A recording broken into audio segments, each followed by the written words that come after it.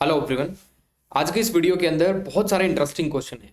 आपको लगेगा ये क्वेश्चन आपको आते हैं, लेकिन आप इसमें सिली मिस्टेक जरूर करके आओगे। उस सिली मिस्टेक से बचने के लिए मैं आपको बताऊंगा क्या आपको करना पड़ेगा। और एक और अनाउंसमेंट, ये आपकी लास्ट वीडियो रहेगी इस सीरीज की, क्योंकि मैं इस सीरीज को बंद कर रहा हूं। रीजन बीइंग, आप लोग इसको फॉलो नहीं कर रहे हो। मेन चीज को आप फॉलो नहीं कर रहे हो। आप जो चीजों को फॉलो कर रहे हो मुझे वो पता है, आप strategy 250 days strategy for CAPF, 200 days strategy भी आएगी, 150 डेज स्ट्रेटजी भी आएगी, 128 डेज स्ट्रेटजी भी आएगी, 100 डेज, 90 डेज, 50 डेज, 30 डेज। आप ये स्ट्रेटजी ही देखते रह जाओगे लास्ट तक। मैं यहाँ पे आपको चीजें इंप्लीमेंट करके दिखा रहा हूँ, लेकिन आप लोग यहाँ पे नहीं देख रहे, क्योंकि रीजन बिंग, जो चीजें मैं पढ़ा रहा हूँ उसके लिए दिमाग की एप्लीकेशन चाहिए। ठीक है, आपको थोड़ा सा इन्वेस्ट करना पड़ेगा, टाइम, एनर्जी, बहुत सारी चीजें इन्वेस्टमेंट करनी पड़ेगी, तब जाके आप उस चीजों को सीख पाओगे। लेकिन मुझे नहीं लग रहा आप लोगों में इतना दम है, इसलिए मैं जो सीरीज है यहाँ पे बंद कर रहा हूँ। 2015 तक ही इंडियन फॉरेस्ट सर्विस के क्वेश्चन हम डिस्कस करेंगे।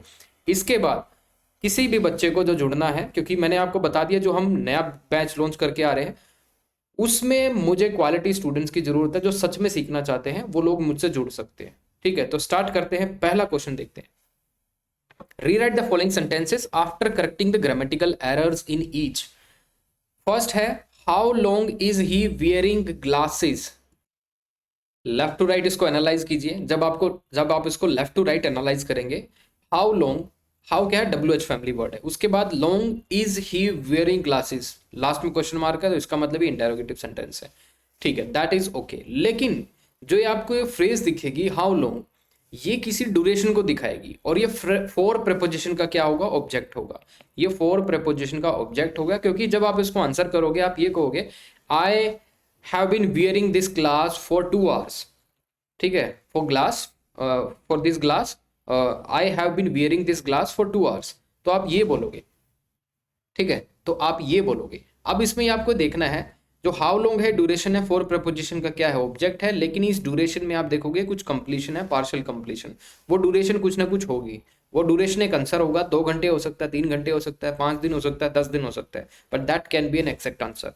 तो एक ड्यूरेशन जो है, जो डिफाइंड ड्यूरेशन है, अगर उस चीज के लिए वो एक्शन कंप्लीट है तो आपको वहां पे परफेक्ट टेंस का यूज करना पड़ेगा। आपका आंसर यहाँ पे क्या होगा, आपको ये कॉन्टिन्यूस टेंस से हटा के आपको परफेक्ट कॉन्टिन्यूस टेंस यहाँ पे यूज करना पड़ेगा। So your answer would be, how long has he been wearing glasses.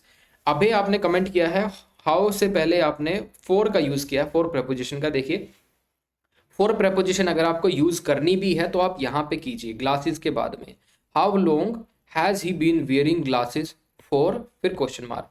क्योंकि फोर प्रपोजिशन अगर आप देखोगे, अगर फोर प्रपोजिशन उसके बाद ड्यूरेशन लिखी हुई है, वो उसका ऑब्जेक्ट है, तो कभी भी इंटेरोगेटिव सेंटेंस प्रपोजिशन से शुरू नहीं होते, वो आपको लास्ट में लिखने पड़ते हैं। आप लास्ट में इसको लिख दोगे जब भी आपका आंसर ठीक रहेगा। ऐसे अगर आप लिख दोगे how long has he been wearing glasses for, तो तब भी आपका ठीक है, लेकिन फोर से स्टार्ट मत कीजिए, क्योंकि reason being interrogative sentence started with question word और helping verb, not with preposition. ठीक है, मैंने आपकी एक बहुत बड़ी प्रॉब्लम यहीं पे सोल्व कर दी है। नेक्स्ट देखते हैं, the new bridge had been opened 6 months ago। देखिए, लेफ्ट टू राइट एनालाइज करते हैं। न्यू ब्रिज डेफिनेट है, उसलिए डेफिनेट आर्टिकल यूज कर लिया है। हैड बीन ओपनड, ये क्या है आपका पास्ट परफेक्ट टेंस है, पैसिव फॉर्म के अंदर, पैसिव वॉइस के अंदर है, और पास्ट परफेक्ट टेंस है। 6 months ago। अब एगो क्या है, एगो आपको दिया हुआ है कोई पर्टिकुलर, एगो का मतलब होता है प्रेजेंट से पास्ट में जाना। प्रेजेंट से पास्ट में जाने को क्या बोलते हैं, एगो। जब आपका जो टाइम है प्रेजेंट से पास्ट में जा रहे हो, तब आपको सिर्फ पास्ट इंडेफिनिट यूज करना पड़ता है। ये यहाँ पे गलत यूज हुआ है। आपको पास्ट परफेक्ट कब यूज करना पड़ता है, जब आप पास्ट से पास्ट में जाते हो, कोई पास्ट का कोई एक्शन है, उस पास्ट से एक्शन से आप और भी पास्ट ऑफ पास्ट जाते हो, तब आपको क्या यूज करना पड़ता है, प्रेजेंट और पास्ट परफेक्ट। लेकिन इस केस में आप एगो का यूज कर रहे हो, तो यहाँ पे आप प्रेजेंट से पास्ट में जा रहे हो, तो इसको आपको ड्रॉप करना पड़ेगा। सिंपल पास्ट इंडेफिनिट टेंस के अंदर लिखिए, पैसिव फॉर्म के अंदर। पैसिव फॉर्म मत भूल जाना, आंसर आपका गलत होगा। The new bridge was opened 6 months ago। Next is, I am afraid he did a mistake in the calculation. I am afraid he did a mistake in the calculation. अब ये जो did mistake जो लिखा हुआ है ये गलत है। डिड की जगह आप डायरेक्टली मेक लिख सकते, मेड लिख सकते हैं बेसिकली, क्योंकि डिड जो है सेकंड फॉर्म है, तो आपको इसको वर्ब की सेकंड फॉर्म ही यूज करनी पड़ेगी, मेड यूज करोगे। I am afraid he made a mistake in the calculation. Reason being, जब भी आप डू का यूज करते हो और मेक का यूज करते हो। मेक के अंदर कुछ एक्टिविटी होती है, मेक वर्ब के अंदर एक्टिविटी होती है, डू के अंदर नहीं होती। So when we use do with a noun it tell us how something was performed or done, but make emphasis more than an outcome result of an action. तो more then outcome से ज्यादा वो action पे focus करता है make, लेकिन यहाँ पे आपको एक्शन पे फोकस करना है तो आप यहाँ पे मेक वर्ब का यूज करेंगे। I am afraid he made a mistake in the calculation. So your right answer would be I am afraid he made a mistake in the calculation. Next is his uncle did not arrive yet. देखिए left to right analyse कीजिए इसको। His uncle did not arrive yet. अब his uncle हो गया, subject हो गया, did होगी इसकी वर्ब होगी जो कि पास्ट इंडेफिनिट टेंस है, नोट हो गया एडवर्ब ऑफ नेगेशन, अराइव होगी आपकी वर्ब होगी। अब इसमें आप येट देखिए, येट एक एडवर्ब है। जब भी आप yet as an adverb use करोगे, एडवर्ब जो है वो रेफर करती है time which starts in the past and continues to the present. Past से कोई एक्शन शुरू हुआ है और वो प्रेजेंट तक आ रहा है, उसके बीच का कंप्लीशन हो चुका है उस एक्शन का, तब आप एडवर्ब मतलब येट एडवर्ब को यूज करते हैं। इसका मतलब क्या हुआ? इसका मतलब ये है कोई एक्शन पास्ट से शुरू हुआ है, प्रेजेंट तक आ रहा है और ये एडवर्ब उस एक्शन को बता रही है। आपको कब पता चलेगा कि कब adverb yet as adverb use हुआ है और yet as a conjunction use हुआ है? जब ये एडवर्ब की तरह यूज होती है तो लास्ट में आती है सेंटेंस के और उसके बाद कोई क्लोज नहीं शुरू होती, तो इसका मतलब ये एज एन एडवर्ब यूज हुई है।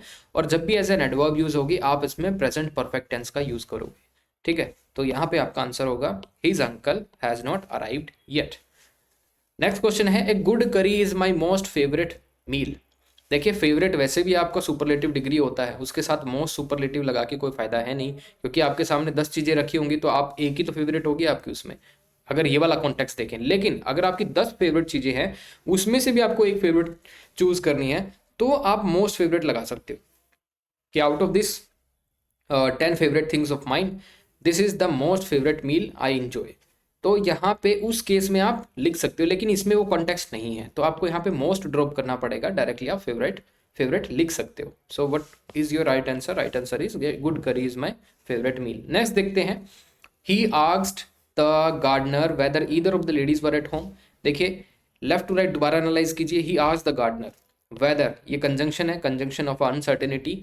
इधर क्या हो गया? प्रोनाउन हो गया, ऑफ प्रेपोजिशन हो गया, द लेडीज प्रेपोजिशन का ऑब्जेक्ट हो गया जो कि प्लूरल फॉर्म में है। अब ये जो वर्ब है ये वर्ब है, प्लूरल वर्ब है, लेकिन इसका सब्जेक्ट है इधर, वो क्या है? Singular.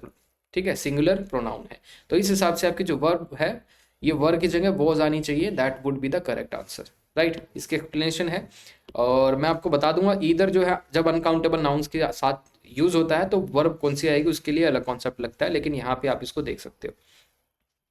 Next is every nation and every government are engaged in an economic war. देखिए every nation and every government ये क्या है? आपका कंपाउंड नाउन है। जब कंपाउंड नाउन है तो आपने प्लूरल वर्ब को क्यों यूज किया है? यहाँ पे सिंगुलर वर्ब आनी चाहिए, आर को ड्रॉप कीजिए, यहाँ पे आप डायरेक्टली इज का यूज कीजिए। ठीक है, that is your right answer. Next देखते हैं, the sceneries of the Himalayas are unrivalled. देखिए सीनरीज ये क्या होता है? अनकाउंटेबल नाउन होता है और अनकाउंटेबल नाउन का कभी प्लूरल नहीं बनता, तो पहले तो यही गलत है, ये गलत है। और इस हिसाब से अनकाउंटेबल नाउन को आप जब ये इसका प्लूरल नहीं बनता तो इसका मतलब ये सिंगुलर है, तो यहाँ पे आपको सिंगुलर वर्ब भी लिखनी पड़ेंगे। इसके अंदर 2 करेक्शन है। नेक्स्ट देखते हैं, the patient had died before the doctor arrived. यहाँ पे आप देखोगे patient died before the doctor arrived. जो केस हमने शुरू में देखा था एगो वाला, अब ये बिफोर वाला हम देखते हैं। बिफोर वाला कब यूज करते हैं? सपोज कीजिए this is a timeline and this is the present movement. ये प्रेजेंट मूवमेंट है, प्रेजेंट मूवमेंट से जब हम पीछे चलेंगे ये होगा हमारा पास्ट, और पास्ट से भी पीछे चलेंगे हमारा होगा पास्ट ऑफ पास्ट। ठीक है, बिफोर हम जब यूज करते हैं जब हमें पास्ट से पास्ट ऑफ पास्ट में जाना होता है तब हम बिफोर यूज करते हैं, जब हमें प्रेजेंट से पास्ट में जाना होता है तब हम एगो यूज करते हैं। इस केस में बिफोर यूज हो रहा है, मतलब कोई ऐसा एक्शन है जो पास्ट में था और उस एक्शन से हम और भी पीछे जा रहे हैं पास्ट ऑफ पास्ट में, तब हम बिफोर यूज करते हैं, तो ये हो गया। लेकिन जोन सा भी एक्शन पास्ट से पास्ट में जाएगा और पीछे जाएगा उसको हम पास्ट परफेक्ट में यूज करेंगे। तो यहाँ पे आप देखिए the patient died, the patient had died आना चाहिए क्योंकि डॉक्टर आने से पहले पेशेंट मर चुका था। ठीक है, तो ये जो एक्शन है पहले हो चुका था, इस केस में हमें क्या करना होगा? इसको पास्ट परफेक्ट में डालना होगा। Right, the patient had died before the doctor arrived. Next देखते हैं, though he was busy but he talk to मी।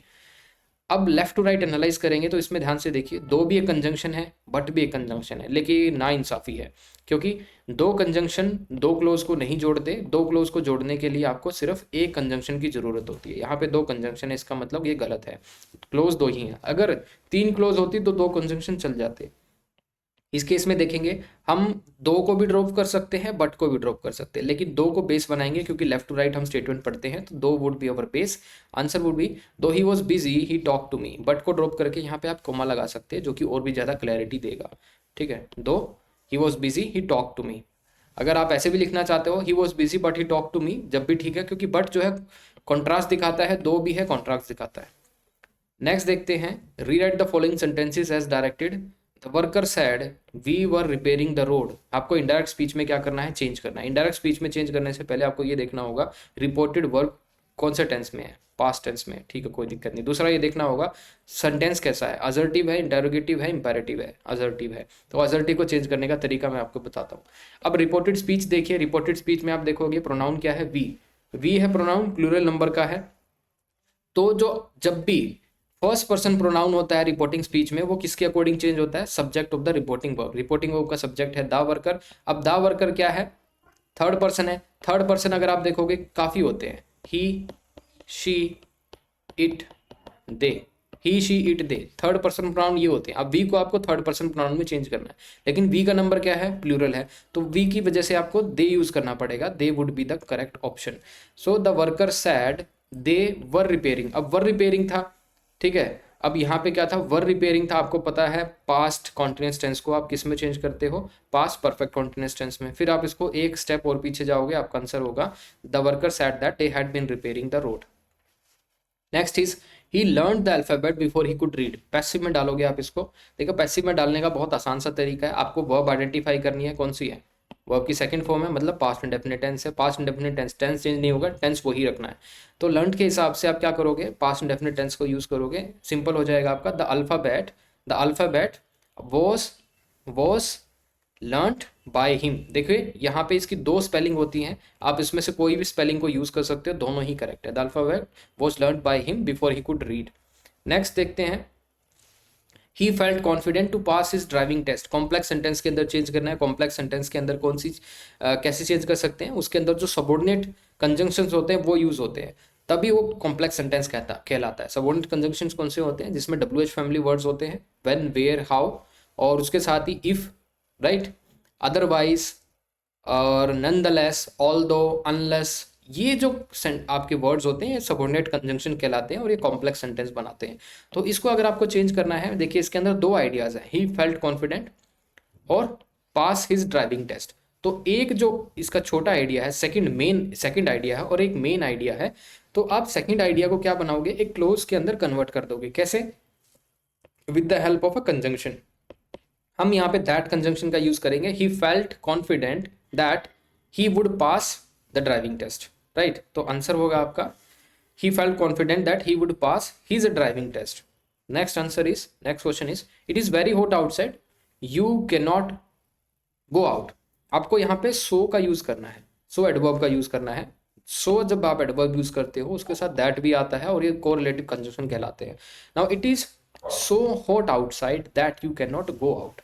तो ये आपका करेक्ट आंसर बन जाएगा, ये काफी मुश्किल भी नहीं था। नेक्स्ट देखते हैं, my brother is not a doctor, my sister is also not a doctor. ये भी आपका कोरिलेटिव कंजंक्शन का केस है, क्योंकि इसके अंदर आपको बोला गया है कि change the sentence using neither nor. यहाँ पे आप देखिए, my brother is not a doctor, my sister is also not a doctor. Neither nor conjunction use करते हो जो कि सेम रैंक ऑफ स्ट्रक्चर्स को ज्वाइन करता है। किसको ज्वाइन करता है, सेम रैंक ऑफ स्ट्रक्चर्स। मतलब नीदर नॉर या तो सब्जेक्ट को क्या करेगा, ज्वाइन करेगा, या फिर ऑब्जेक्ट को ज्वाइन करेगा, ठीक है, या फिर फ्रेज को ज्वाइन करेगा, राइट। तो ये आपको दिमाग में रखना है। अब यहाँ पे आप देखिए, आप इसको ऐसे स्टार्ट कर सकते हैं, neither my brother NOR my sister is a doctor. तो ये आपका करेक्ट हो जाएगा, ठीक है, that would be your correct. Neither my brother NOR my sister is a doctor, क्योंकि आप देखोगे नीदर के बाद भी सब्जेक्ट लिखा है, नोर के बाद भी सब्जेक्ट लिखा है, सेम रैंक ऑफ स्ट्रक्चर्स को ज्वाइन कर रहा है, ये आपका करेक्ट है। So this is all. और कुछ अनाउंसमेंट है, पेपर 2 का डेडिकेटेड बैच शुरू हो रहा है। अगर आपको इसका पार्ट बनना है, इसके अंदर बहुत सारी चीज़ें हैं, डेली करंट अफेयर्स हैं, मैगजीन्स हैं, पेपर 2 फैक्ट बुक है, रिपोर्ट्स है, डिस्कशन है। और पेपर 2 का नया कोर्स जो है 15 दिसंबर से शुरू हो रहा है। अगर आप इसका भी पार्ट बनना चाहते हैं तो आप इस नंबर पे कॉन्टैक्ट कर सकते हैं। So this is all. कोई चीज़ समझ में ना आए हो हमसे जुड़ सकते हैं। और this is the last video of this particular series, because आप लोग इसको फॉलो नहीं कर रहे हैं, इसलिए हमें रोकना पड़ेगा, बिकॉज हम अपने चैनल को डेड नहीं कर सकते। अगर आप लोग सीखना ही नहीं चाहते हो, आप लोग सिर्फ स्ट्रेटजी वीडियो देखना चाहते हो, तो देखिए। विल सी नेक्स्ट ईयर क्या होता है स्ट्रेटजी वीडियो देखने से। Thank you, bye.